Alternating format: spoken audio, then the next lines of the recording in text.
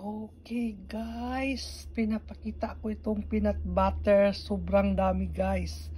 Next year pa ito ma-expire guys. Mayroong expire ng March 27, 2024. Yan. Yung iba, ginamit ko na yung hindi ko sinali dito yung nabuksan. Ito, naka-sealed pa ito guys. Naka-sealed. Yan. 2024 pa ma-expire guys. To March 27, 24 pa ma-expire yan. Yan. Iba-ibang klaseng peanut butter. Iba-ibang brand. Yan. Mayroong medyo matubig.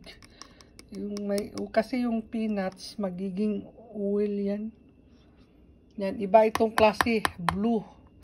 Ibang company. Ito, iba. Ito. Ibang company ito. Ito, iba. Yan. Ito, iba guys. Ibang company.